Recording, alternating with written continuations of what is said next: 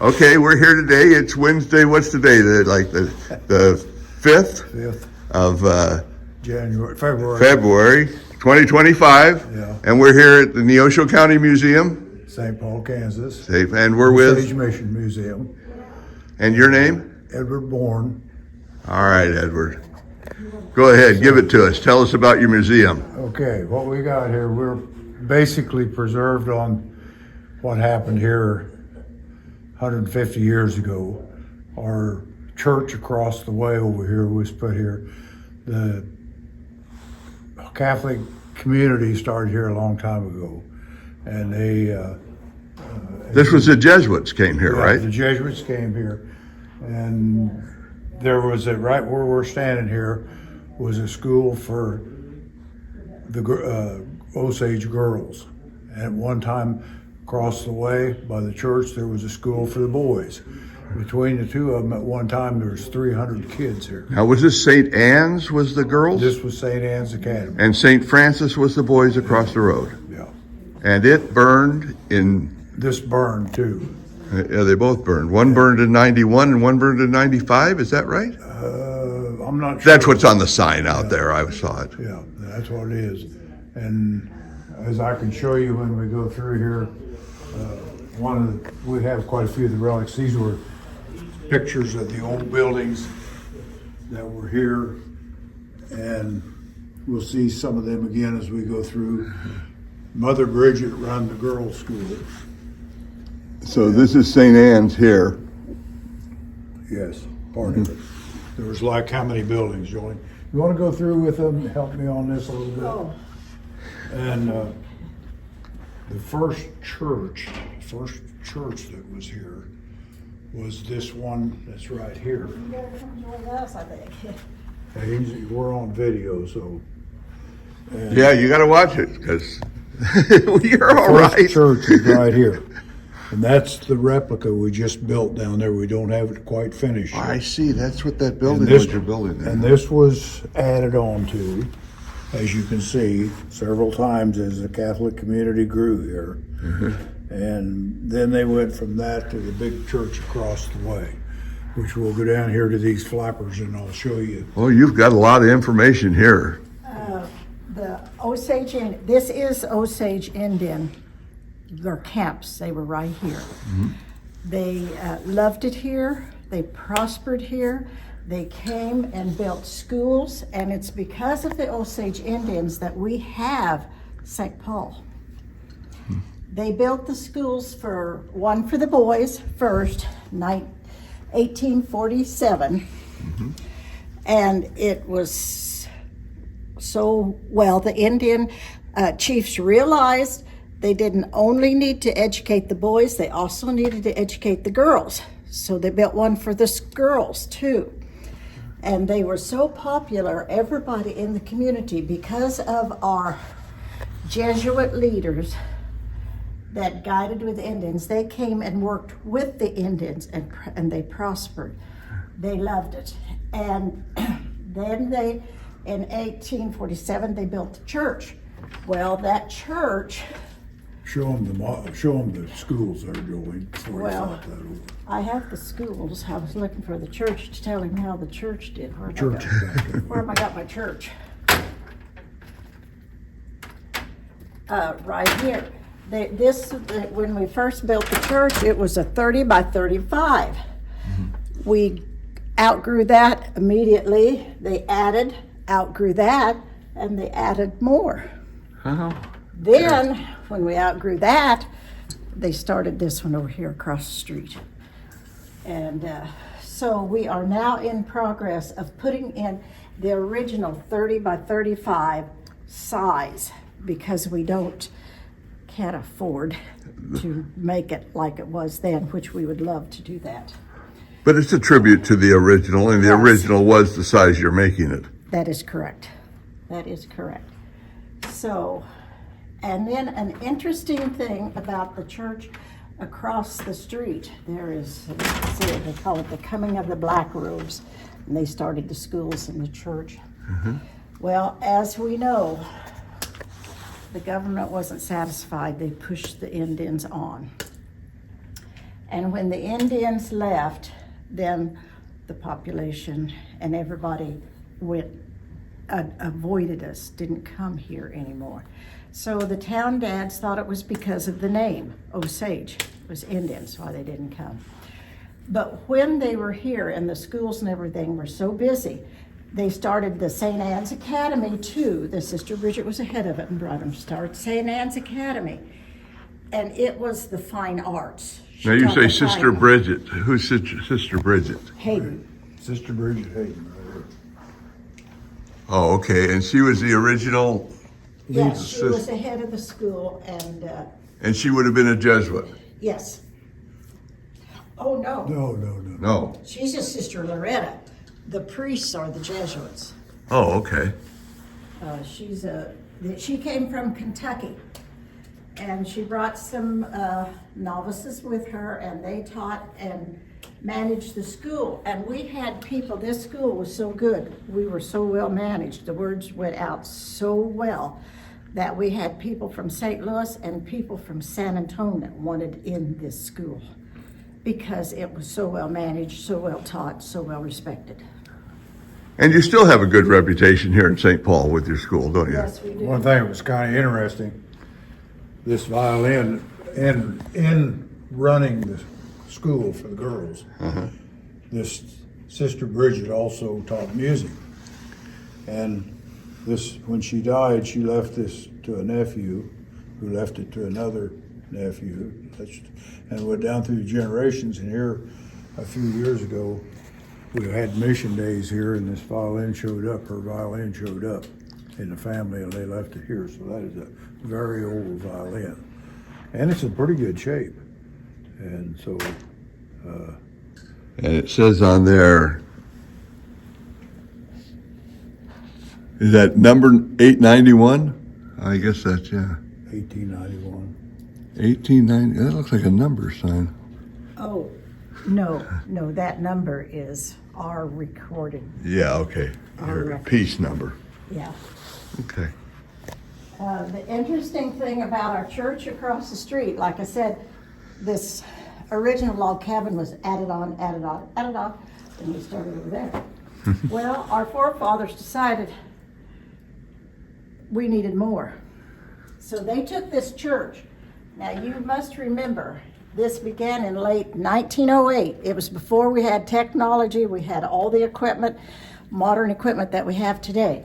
They decided to jack this church up 4 feet and put a basement under it, which they did. And as you can see, it's still standing.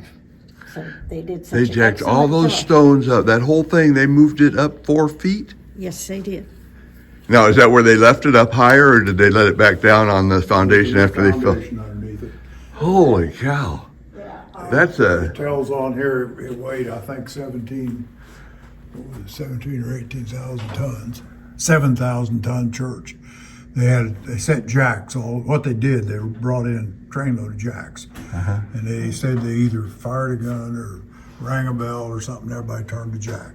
They picked the whole thing up, steeple and all, put a basement. oh, they underneath. did a thing to keep the time, and each one would raise it so that Yeah. it raised in every And point at the and same really, rate. the purpose of that was, there was so much heat that had to be in firing up the big furnace, they figured they could put a basement underneath it and do the kids during the week without heating the big church up.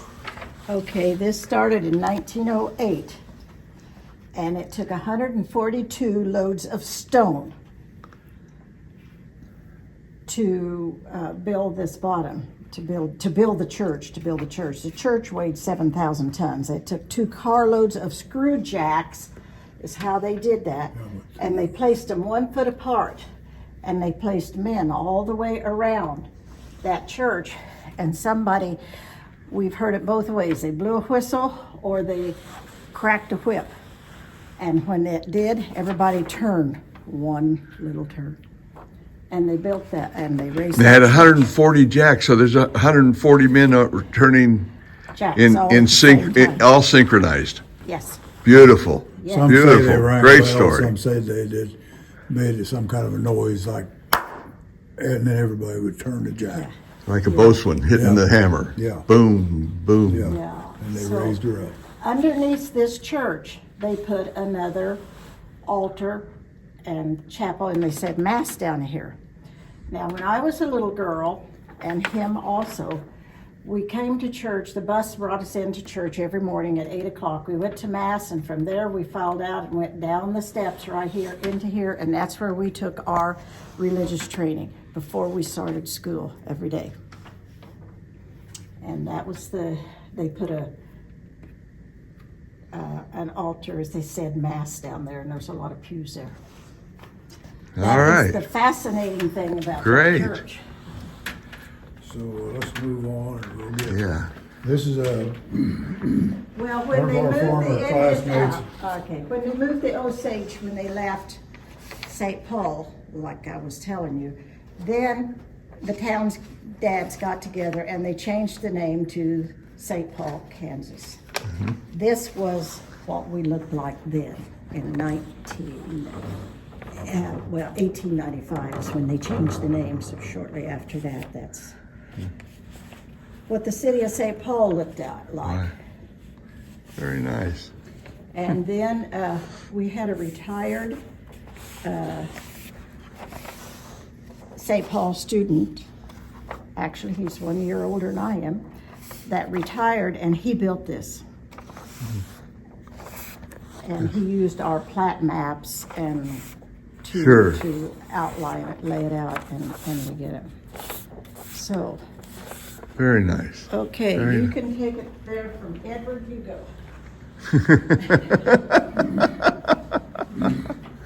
this is some of the collection. We have a lot of Osage artifacts in here along with other Indian tribes. And this is some of the collectibles that's been picked up along the A riverbanks. lot of arrowheads. Yeah, lots and lots and lots of arrowheads and grinding tools and stones that they used to grind the food down with. Very nice. I'm going to take you back and forth here on this. On this side over That's here all right. is some of the earlier books, city books.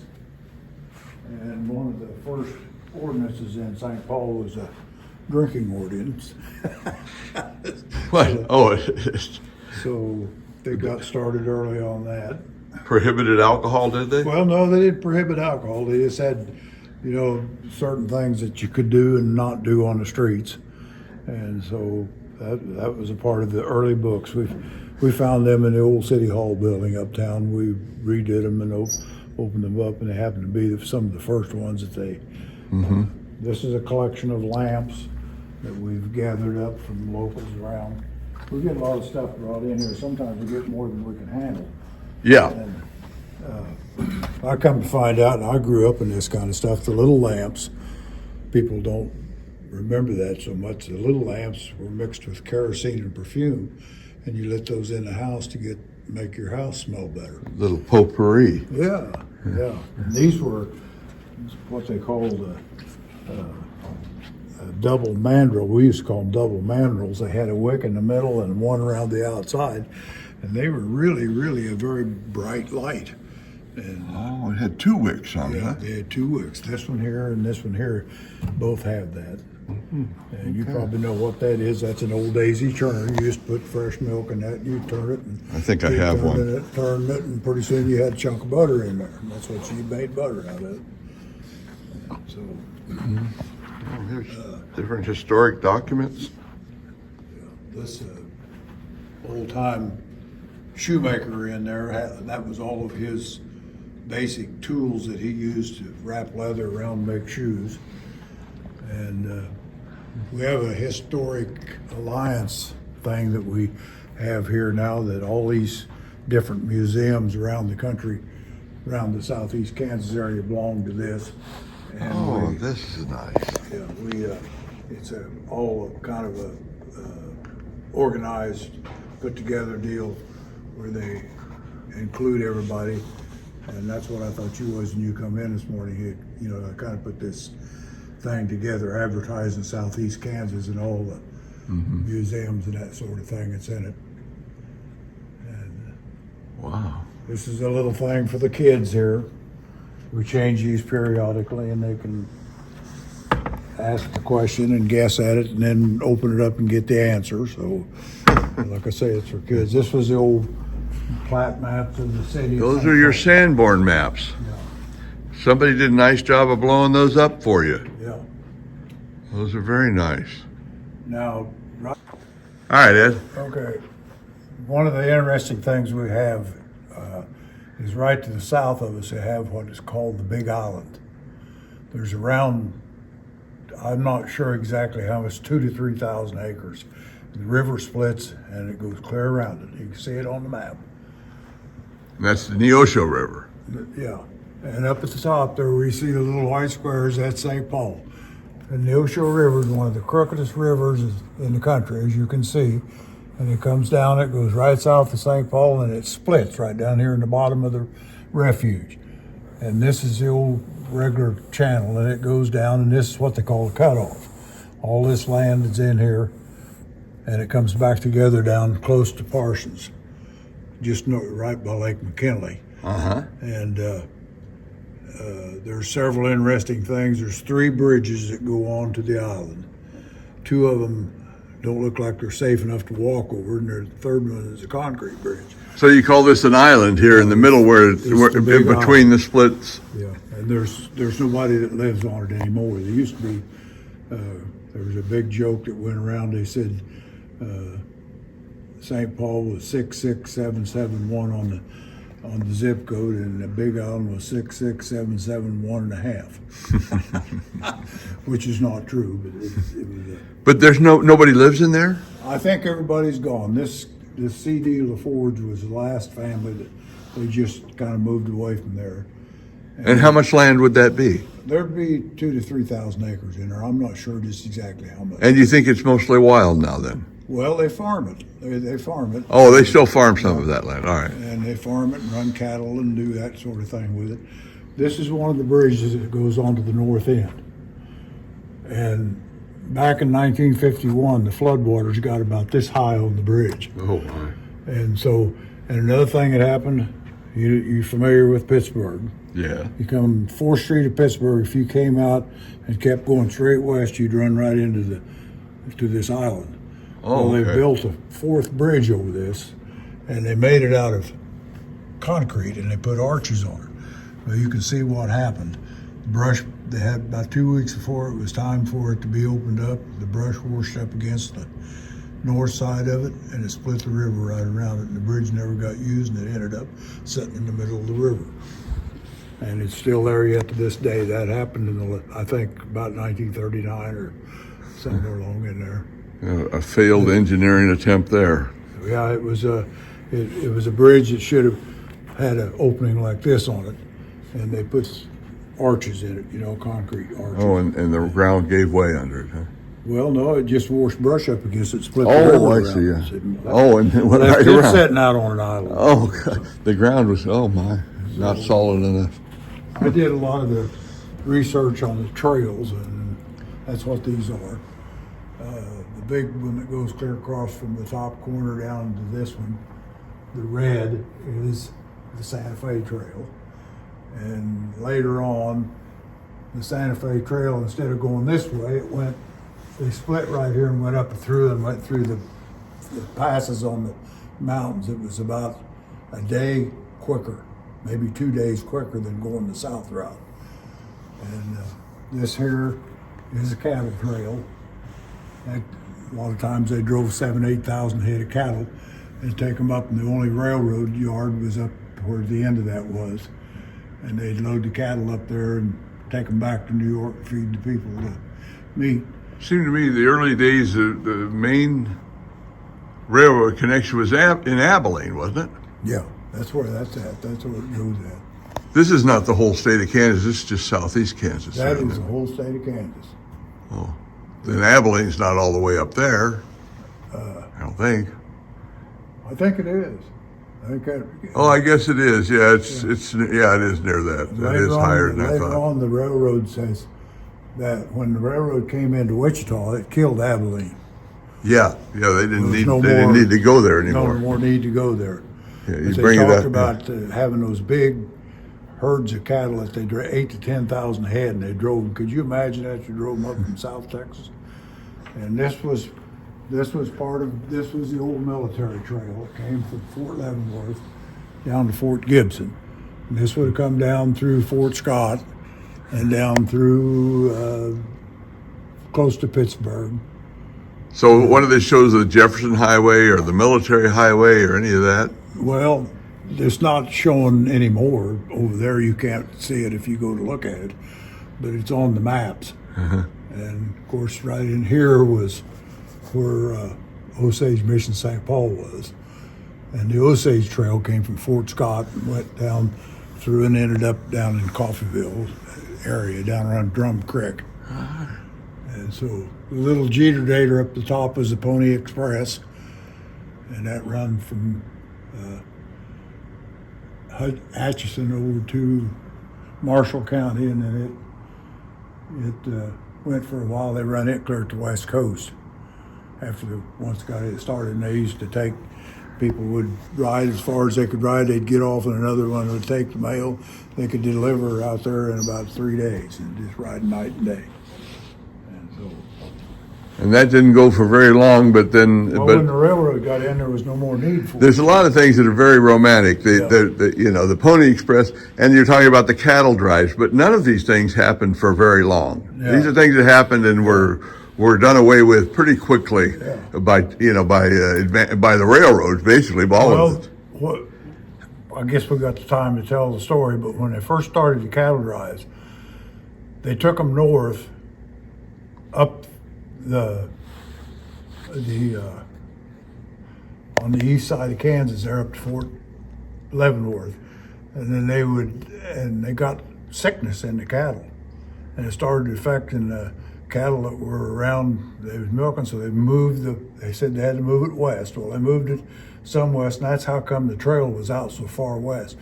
And then when they finally got the tick fever, I guess is what it was, and they finally got that under control, that railroads were in, and they didn't need to do that anymore.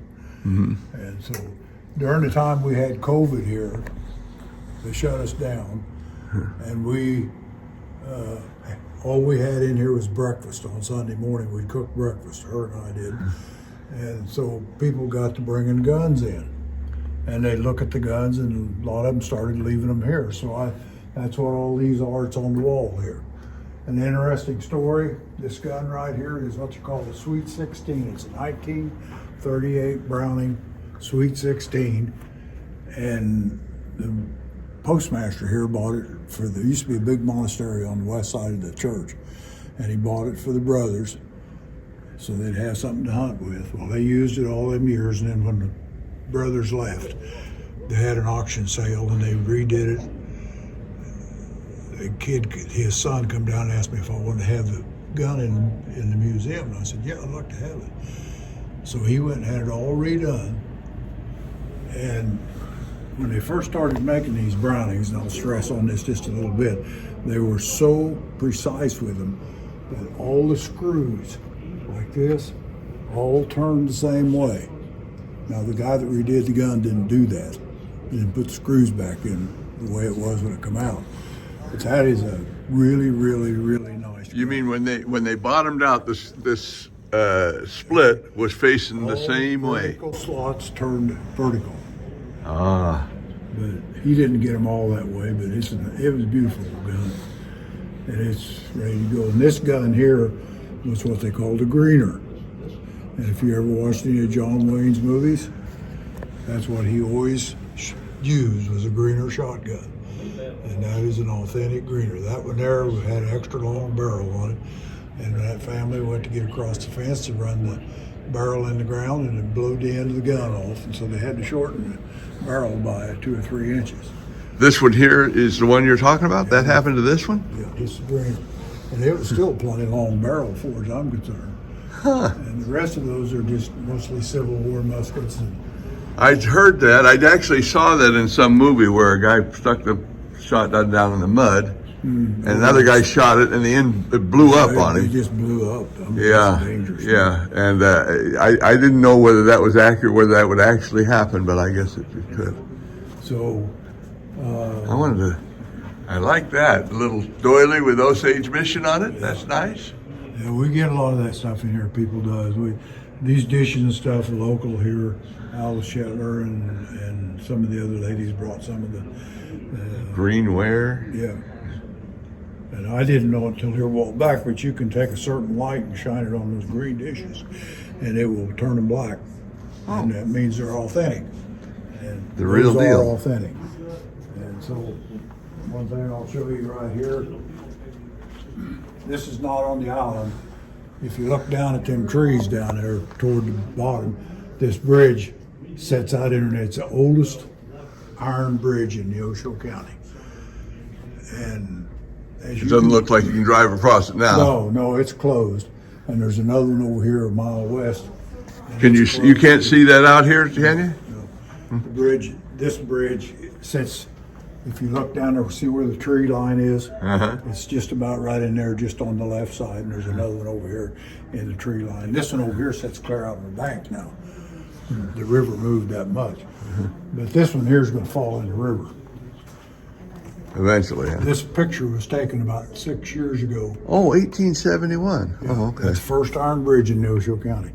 And as you can see, that polyester is going bad. Yeah. And it's a lot worse than that now. And when the river comes up, and When was this picture taken? about 7 years ago. Yeah. So it's Getting more. Of course, without the we've been in such a drought. You know. when it goes in the river, it's got to be gotten out because it'll plug the river up. Oh. If it don't do it, it'll change courses on the river. Tear up some more farmland. This showed up in here. This was in my nephew's. They have rentals, and this was an early day. This is for the better off families. This was an early day radio. Oh, okay. There you go. Look at that. And most people just had a Little box. small box radio that they use. That's a fancy one. Yeah, and this here comes down, see, and that's your Oh, there you dials, go. all that stuff in there. Family gather right around that thing. And that's what they had to Got to get those war reports. now this Give you the education side of it too. This is your research room. yeah. Yeah, If somebody, if family comes in here looking for somebody that's in the cemetery or some family that used to live here, we pretty much got it in here. And we can go through and find it. We've got all kinds of information all the way around it. We have the obituaries on file. We keep them all from A to Z. So you have a genealogy library here, basically. Yes, we do. Yes, we do. And we have all of the newspaper, St. Paul Journal newspaper, on film. We can watch that. And families right below it. Yeah, and then the families that were all listed. If people come in, we can look up their history. These are the old history books here. And we have a lot of cemetery books, so if somebody was buried around here, we can always find them. We have the Osage Indian history. We have our history. We have the original deaths that W.W. Graves had. He was the St. Paul Journal. He printed the St. Paul Journal. And most of the books he printed and made. We have the St. Paul Cemetery that tells all of the graves that are down in our Catholic cemetery. And we also have Hope Cemetery. Addendums 1, 2, 3. We have Osage Indians baptisms and marriages. Oh, my. Yeah. That's interesting. When the Indians left, they just left because the government pushed them away. Well, now, and there are down at Pahuska, and now they have all come back looking for their ancestors. We were lucky enough to have records, and they're hanging out there where I showed you those pictures of the school, recorded of the Indians that were enrolled in school here, and they've come up looking for their ancestors. So were the Jesuits meticulous record keepers? I guess so, because Pretty we've much. had Pretty it pretty much. much We have a lot of so. stuff in Yes. there they wrote. Yep, we got all of that, and then we have, of That course, black the history book down of there is a baptismal, and Yeah, right there. I showed him That that. pretty much Baptisms covers and the marriages. Indians and everybody that was in here. And then we have all of the cemeteries in Neosho County because a lot of people are looking. And that's what we have in here. I have a scanner. We put in a scanner that can scan any book at any given time and record it. And we've been doing a lot of, well, these are the original books. See, we've been doing a lot of these. These are the original books that was in the city of St. Paul. Oh, And we are cleaning them up and recording them, and some of them we are scanning and putting in for our records. We're just now doing that, and we're doing pretty good. you're doing what It you takes can. time. It's a lot of work. Time. If you got a diamond ring on, you want to look at it real close. This is a new machine that's just out. You can set it down here on this platform. You can turn this on, and you can get 6 or 7 different views of it, and it'll bring it right up as big as Oh, yeah? look like a basketball. Or if you have an Oh, old great. history picture, and you can't make the faces out, That'll help a lot. Yeah, that that's blows it up. And these right here are the one-room schoolhouses that were in Neosho County, 99 of them. And we have all the history and their teachers and where they're located. See, and we have that recorded because a lot of people like to read and look at their pupils. Oh, that's my mom. That's great. Yeah, we That's have that great. on record. So this is our research room. So we'll move on out of here, and I don't think you need to go in your office, do we? Oh, no, that's just, And head to the left, and we'll go down the hallway. These are back in the old days when you had a relative that died. and you Save wanted some of to- their hair, huh? Yeah, you save a little bit of her hair when they and put went it to in. battle, Edward. Yeah, They're that called too. hair receivers. Yeah. And they would braid that. And when their sons or daughters had to leave into battle, they wore it around like jewelry. And they took part of the family with them. Isn't that great? So That's a nice one. All right. we had a guy come up from Chautauqua, Kansas. You know where that's at? Yes, I do. Okay, he was an archaeologist all of his life, and he studied the Indians, and he dug and researched stuff from St. Louis all the way to the West Coast. And you'll be seeing a lot of that stuff in here too, the pictures and stuff he put together. And I'll show that to you. When I refer to that, you'll know what I'm talking about. Oh, okay.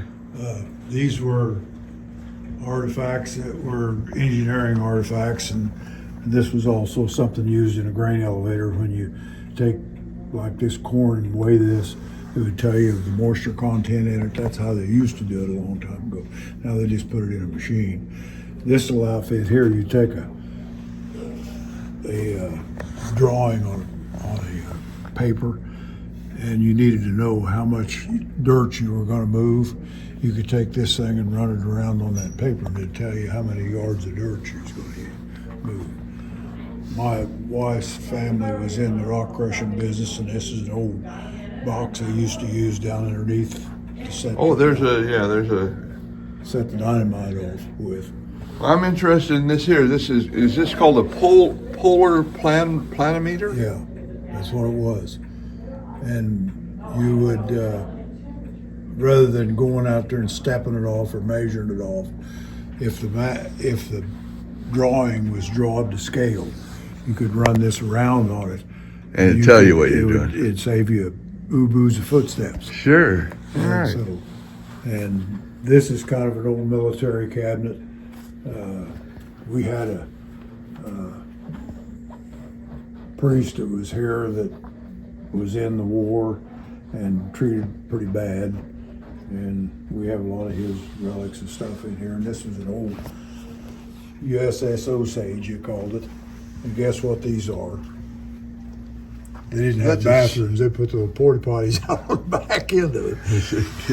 Let it My go. understanding that sailed up and down the Red River during the Civil War. Red River. USS Osage. Was that actually a U.S. military vessel? Yes, it was. And somebody come bringing that in here, and I don't know where they got it at, but That's a lot of these artifacts in this cabinet are just stuff from war, and that kind of thing, Oh, that's great. Huh. And we started in there, we have a lot of uniforms and one thing. Back, I always tell a story about this. Back at one time or another, we had what they called the Anti-Horse Thief Association. The Anti-Horse Thief Association, Yeah. sure, a vigilante group. Right now, if you're gone from your house and somebody comes in and goes in your house and squats, to use that term. Now you may do it, but you can't legally go throw them out. And that's crazy. They need to change that. I'll admit that they need to change it. Well, this used to happen back then. Well, this original anti-horse thief thing was started somewhere over in Missouri, and the main chapter of it came right to here. And I always tell a story about a guy, he had farmed all summer long and he had his house and all that, and he didn't have nothing to do that winter. So he went back over to Missouri to stay with his family over there, and when he came back, squatters were in. Well, he belonged to this Anti-Horse Thief Association, and he went to them and told them what the problem was, and they got their rope and fixed a nice little hangman deal and took their stuff and went out to see these people and suggested that they leave. And they looked and seen what they were bucking up against, and they left. And he probably couldn't have got that done by himself. And up here, that when I refer to the Chitopa guy, you'll know the pictures and stuff up on the wall here are things that he's put together. And that one was a little bit of a joke there. You know, white man's moccasins, kids' tennis Oh, shoes. yeah. I don't know if you're old enough to remember or not, but when I was a kid, these Indians were right here where the best. Sure, the Iron Walkers. Walkers, Sure. Well, we've heard that story, sure. And he researched them a little bit too. So Skywalkers. yeah, and they built all the big buildings in New York and Washington D.C. So come on back here. We'll get started back here. This is more of the Indian artifacts. A few years back, my wife and I were down at the Osages, and we had helped them, and they'd helped us, so they decided they were going to make us honorary Osages. So we went down there and parked under a tree, and they came out and wanted to know what we was doing out there, and they said we needed to be up on stage. So we went up there, and they give her the shawl, and they give me the Indian blanket. Isn't that And nice? so I'm dark enough I could almost be an Indian, but this stuff here was found in the riverbank. They're petrified, and they washed out. The river, this Neosho River changes all the time. Yeah. And 1847, when we were 100 years old here, I think it was Chief Fred Lookout and the bishop out at Wichita. They traded. I don't know what the bishop gave the Indian, but the Indian gave him his headdress. These are more pictures here of the Chitopa guy. A lot of these artifacts and stuff here are from the Chitopa guy. A lot of them, in that case, there are local stuff. He really put together a collection, did he? Yeah. And this is one of the things they take those gourds and bake them after they get dry, and then they paint them. And some of them things are that big around, you know. Yeah. Really large. So the Osage Indian was, a lot of people didn't know it, but a lot of them were almost 7 feet tall. Oh, my. And they were big dudes. You didn't want to mess with them.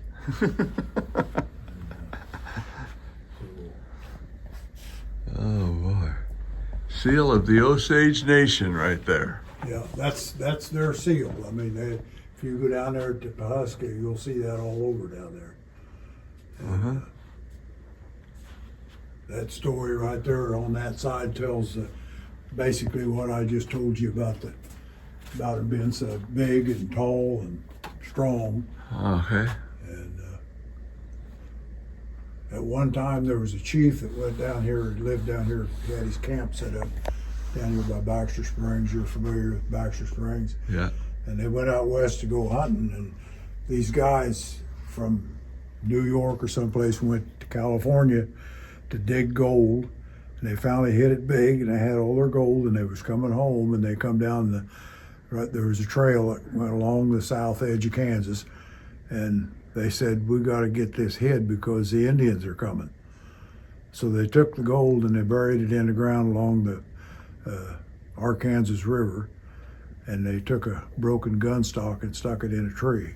Well, when the Indians caught up with them, it wasn't a good deal because there was only like one of them left alive after the deal was over with. And he was hurt so bad he had to lay around for several days before he could finally get himself together. And he eventually made it home, but he didn't live. Before he died, he told his wife and family, he says, go back out there. This gold is all buried out there. And it was just south of Arkansas City, Kansas. And when he got out there, they finally went out to go get it. They never could find it. So as far as we know, this is the, we're all looking for the gold still. everybody's still looking for the gold. So. Aren't we always? Everybody's always looking for gold. Yeah, this is a lot of old artifact tools that don't get used anymore. People's brought them in. This was kind of an interesting little thing here. I never knew what this was for a long time after they brought it in here, and finally a guy come in one day and he said, you used to put snow fence up on the north side of the highway to keep it from drifting over the highway. And this thing made the snow fence. You put the wires in there and turn the handle and drop the slats in. You've probably seen that red slatted fence when you was a kid on the north side of the highway. Well, I don't quite get it. I'd have to look at it a while, figure that out. It just did that to keep it from drifting. You know, snow would drift across certain parts of the road, and they put that up to keep it from drifting on it. My wife's dad had this thing, used to pump water with it, and we took it and restored it. And every once in a while I get it out and run it. It's An old single banger. yeah, it's all been redone. All you gotta do is put gas and water in it and take off with it. Yeah. The 1916 Fairbanks Morse oscillating magneto. Yep, one cylinder. One cylinder. You can set those things after you get going and they'll go putt. Putt. Real slow, you know. Yeah. And, we had a professor work in here one time, and he never was married. We were setting this thing up and starting with it. So I put this thing up there, and he says, what is that? And I said, that's an Osage Mission werewolf. And he believed me, and I never even thought anything about it. And he come in the next day, and he said, I'm so tired. I stayed up all night looking in books trying to find that. And what it is, it's a deer's butt turned upside down. I bought that out in Colorado. But I didn't tell him that. You know, it was a kind of a dirty joke on my Oh, well. This Got a rotten cabin streak. used to set a few miles north of here. At one time, I understand people lived in it, and later on they built a barn over the top of it that stayed for years and years. And they wanted, when we started the museum, they brought it down here and cleaned it all up and brought it in and put it back together. So that, and this is kind of like, you can go inside if you want to. There's lots of, kind of like it would be if people lived in it. Trying to hide, Larry? Yeah, staying out of your bed. That's really neat, that little deal right there. What's that there? Let's see here. Thank God for dirty dishes. They have a tale to tell. I can't even read it good in the I light. brought this in here. It was an unusual thing. And this was what you see right here. It was also, you could crank it around and make a stroller out of it. There's 3 different things that you could make out of that. The other was a walker like this. Uh-huh. And all, Right here. yeah. And somebody brought us that old rope bed, and the rope was gone off of it. So I went, there was 126 feet of rope in there. I'll never ask me. I put it on there. And I have a cousin who still sleeps on a rope bed. well, the thing unique about this was you wrap these ropes around these pegs, and the thing is threaded so that when you laid on it, it would tighten. If the bed got loose, it would tighten it up. It was pulling it together. Yeah. And so I didn't have a feather tick. That's the only piece of feather tick I had. I used to pull the feathers off the goose's front end, you know, and then you put it in, make pillows and stuff out of and sleep on it. So. All right, a great little room. And this was not far from here? Yeah, probably 10, 12 miles from here. Uh-huh. All right, we got musical instruments. Yeah, this used to be our animal collection place before we got our new one.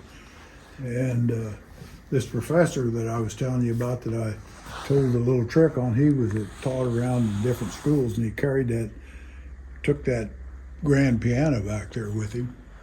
And I've been going to get that thing tuned up because I think it's a really, really nice old piano. That's a lot to haul around. Yeah. He moved it with him. He never did play piano, but he always kept it. So this thing, this old Victrola or whatever it is here, family that brought it in, it still played. And far as I know, if you went over there and wound it up, put one of those wax discs in there, it'd still go yet. Ah, that's one of the old cylinder This players. Hop violin is pretty amazing because it was in the concentration camps. If you were a Jew, and you know what they did to them, they treated them terrible, burned them, killed them, and everything else. They put them in those chambers, and to keep the screaming and stuff down, if you were a Jew and played music, you would sit out front and play music so they couldn't hear it. And so, in 1991, this guy gathered up all these violins that he could find around the countryside, and he redid them and tried to trace them back to the families. There were some of them back to Germany, some of them come to the United States, and this one happened to come to this area. And when this guy, before he died, he brought it in here. And my wife's family brought this family over from Patashnik, from Ukraine, I think is where they were from. And she was especially treated bad, but they finally got out of there. And they came over here and lived in this area all their life. And some of the kids are still here yet. But he said he worked on the roads, built roads for the Germans, and he said lived on a substance that was actually coffee with some kind of broth in it. It's about all he got to eat. And but it was a hard old deal. Yeah. Yeah. You and I would never fit in it. The early day caskets were smaller. Most people were about this tall, and they fixed them like that because they didn't embalm them. And when people would go to, a lot of times when they had a wake for them, the body would sigh and they would raise up or something like that. So they kept the lid down like that so they could move the people out, go in, and they'd fix them back. And of course, after they'd done the embalming thing, If they didn't do embalming, the body might smell. it would sigh. Yeah, you couldn't keep them out very long. And so you put them in there, maybe that'd help, Yeah, so right. people could come and view the body without smelling out. Boy, that'd be. Yeah. Huh. And that's an old organ. It looks like a piano, but it's an organ. And the story on that organ is there was a fellow here in town that ordered one of these for the church, Methodist church. And when he got it in, he got two of them. Well, they put one in the church, and he called them up and said, I got another brand new organ here. I want to send it back. And they said, we don't want it. We didn't send you to. So he just kept it. They And said, he kept it for 60 years, I guess, packed it around with him, and he finally brought it in here. We uncrated it, put it in the museum. I had it out front there, but people were playing it all the time, and I finally had to, put it behind the rope so they wouldn't play it, huh? and so. This thing here was given to me, it was called an eye machine, test your eyes. And a guy come in here one day and he said, that's not what that is. And I said, well, what is it? And he said, it was a thing, if you worked in a radiation factory, like down in Louisiana, this thing, you looked through here and they could tell by looking at these screens here, if you had radiation poisoning. And that's what, these deals here went with it. And sure enough, I looked this up on the deal, and there's a whole story about that on there. And it tells about it. And So I don't think there's any radiation on it. It's been in here for 10 years now. You have any idea what it's I've called? never gotten sick yet. What's this machine called? Well, I really don't know. I used to know what it was called, but it's definitely not an eye machine. I know when it works. You can look at it on the internet, and you can turn these switches on, them to light up, and you looked in here, and this mirror would bounce you over to there. Yeah. And they could tell by looking in your eye if you had that poisoning. There's something about that radiation poisoning shows up in your eyes first, and so that's. But it had a name I can't recall. Right? Pretty cool. That organ back there I just got about 6 months ago, Wow. and it's a lot like that one over there. I think it's the same brand, but it had been in the church for about 80 years up north, and then they took it out and put it in a lady's house. Well, she come down and wanted me to put it in here, so I finally took it and I refinished the outside of it. So she come down and look at it, and I asked her, I said, what kind of church do you belong to? And she told me, and it didn't really ring a bell. It was kind of an off church, you know. And I said, well, how come your organ has snakes on it? And she burred right up and asked me, says, what do you mean there's snakes on there? And I said, well, you look underneath those candle holders, those carvings that's on the wall. I said, there's a snake coming out each way.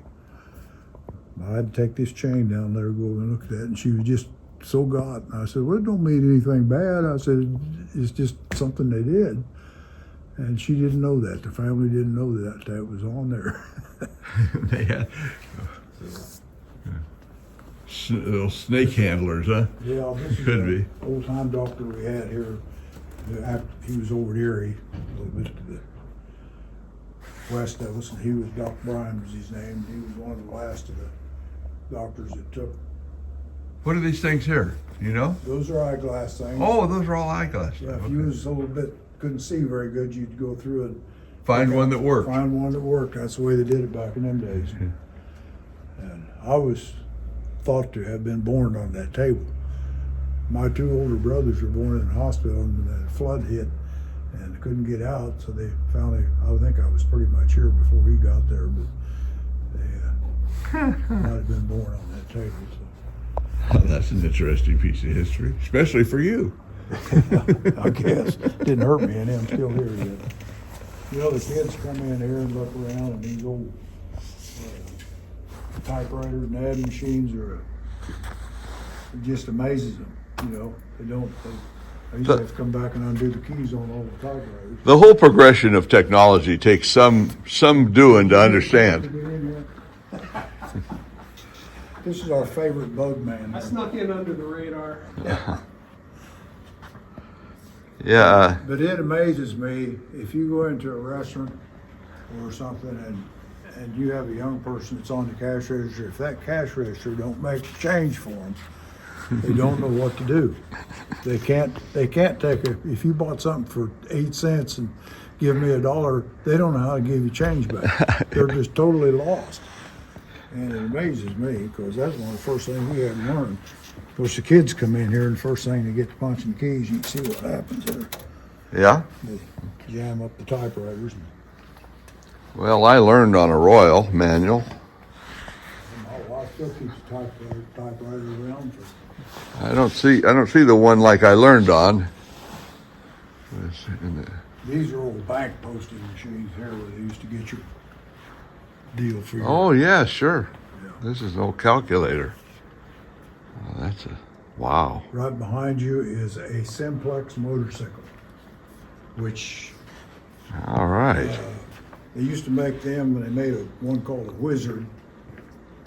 And Wizard was made by, I think Montgomery Ward, and the Simplex might have been made by Sears and Roebuck. And a guy come in here one day, and he's pretty old, and he said, I had one just like that, and he said, I paid $38. When $38 was something. Was enough to buy you a motorcycle. Well, I remember the guy that owned this had it when I was a kid, and I remember riding it around town, but it was already old then. Yeah. You know? And I picked this thing up, a family gave it to me, and they used to sit here in St. Paul, and I took it went up to Salina and got it. They moved her to Call Salina. that a touring sedan? Yeah, that's an old straight six. And when I got it, the whole insides of it were nothing left anymore. Somebody did a nice job. That's a Willis Knight car, and that later become an Ash car, which later become a Willys Jeep. The Willys Jeep is still going yet. And, So you call that a Willie's Night? Oh, here it is right here, Willie's Night. Did you do the restoration? I done about everything on it except I didn't do the upholstery. You did the wheels? Yeah, yeah.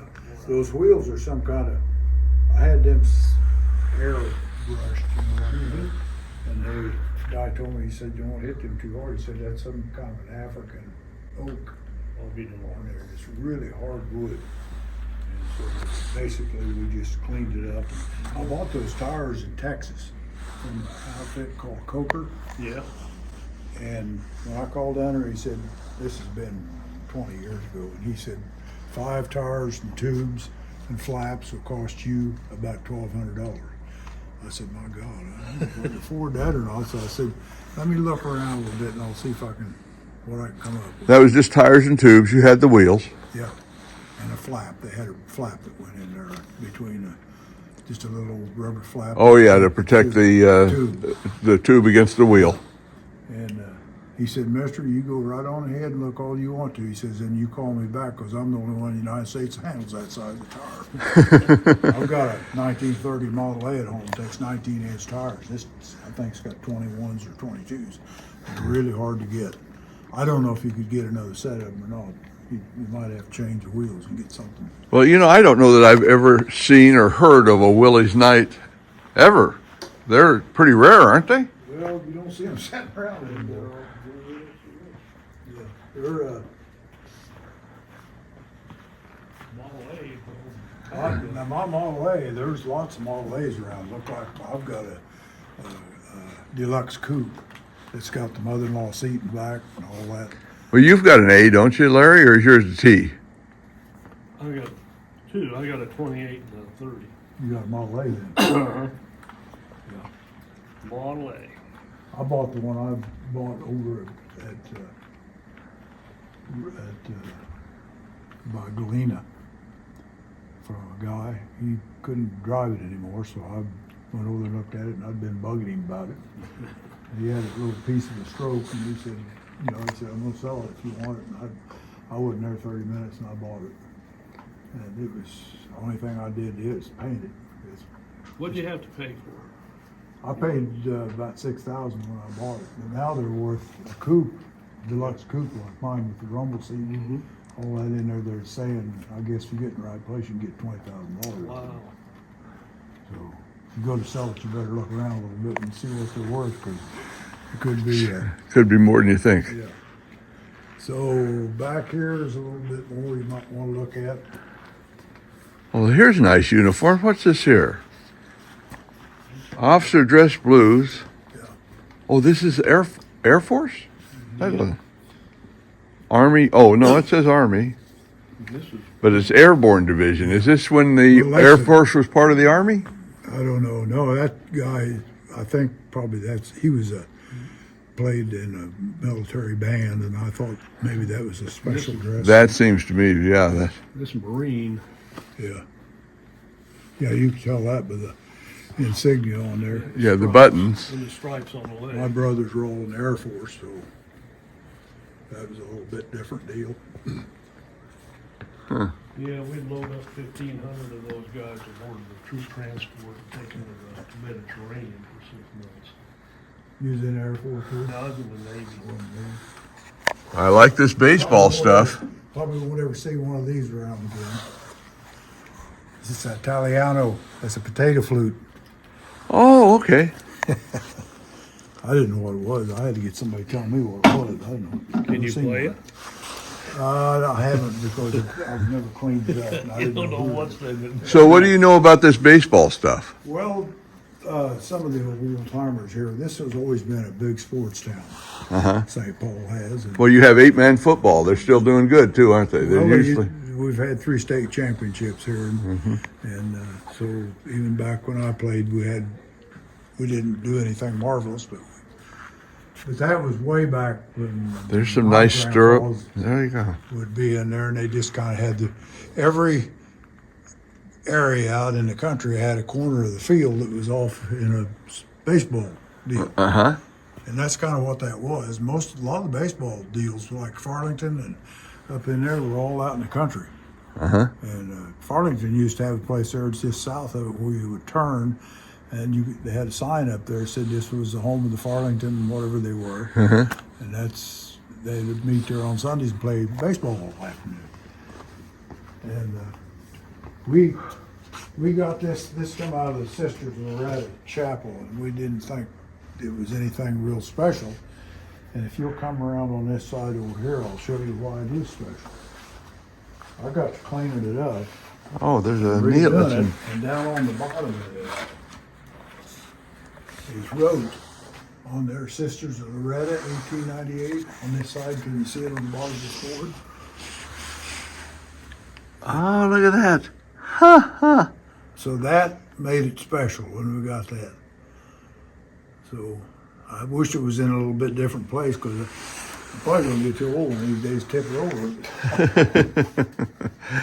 Well, And these are stuff that the Knights of Columbus had, and they either replaced them or don't use them anymore, and they brought them over to us. oh, okay, see? So a lot of this stuff here is just, my wife has a first cousin that lives in Eureka Springs, Arkansas. And he was up there and he left us, there used to be 3 guns in there, and I think he sold 2 of them for big money, so he come and got them. But a lot of this stuff he had here, these old pocket watches, some of them are lined up with a key, as you see on the top one there. And he asked me if I had any spurs, and I said, no, I don't have no spurs. So he gave me that spurs, and he said, suppose you don't have no cowboy boots either. So he just took his cowboy boots off, and he went home barefooted. I mean, soft feet, and left his boots and all here. So, made a story anyway, didn't it? This was an old rural mail carrier that done these carvings. There's 3 cabinets of them here. Oh, okay. And these are made out of coal. And he's pretty good, wasn't he, for a... Well, I haven't seen much coal carving, although I'm surprised. Now that I see this, I wonder why I haven't seen more. There's one of these I had to put back in the back behind there because it was kind of... Nasty. Guy flipping the bird. The same cousin of my wife's that give us this stuff over here. They have a theater down in Eureka Springs, Arkansas. Uh-huh. And so they had Willie Nelson down there one night, and Willie got plastered, and he was in pigtails that night, so they took him to their house and put him in bed. And so they went and got their bulldog and put him in bed with Willie and put a little set of pigtails on him, and they took pictures of it. And so my wife's cousin went out to the bus, and she got that famous guitar he plays out. They call it Trigger. Yeah. It's got a hole in it. You probably seen Yes, it. I have. Yeah. And they played around with it quite a little bit. And so they got up the next morning and they decided maybe they ought to tell Willie what they did, because he might have heard it anyway. You know, there's people saw him. So anyway, they was telling Willie, and Willie stopped him. He says, "Would you guys do something for me?" And well, sure, Willie, what? He said, "Shut the hell up." He said, "I got a headache."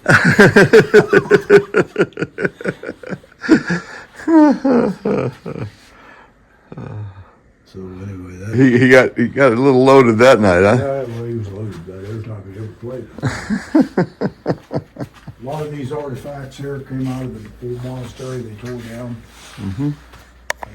They were just stuff that was left over, and some of these old rosaries and stuff were down in the walls.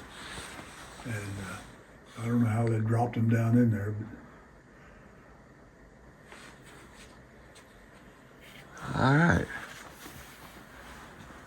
Wow. Oh, some of this looks like it was done by students. yeah, it probably was. A lot of symbolism here. and the different religious symbols. Wow. A lot of crosses. My gun collection, the one that I didn't move is this one here. This was a local family here, and they couldn't decide what to do with it. Their grandfather fought, great grandfather fought in the Civil War, so they brought that in here and give it to us. And I left it there with the family stuff. So that old gun to shoot there. Does it? Yep. With a 50 caliber? I don't know what it is. I know that it shoots a ball about that big. I think they may have shot it before they brought it in here. They kind of wanted to see what it was like. I think I would have wanted to be on the back side of the 40 when they did With a that. string tied. But that's probably, other than our military stuff here, we can go. You guys want to see the Hannibal building over next door? No. You don't want to see it? Have you had enough? Yeah,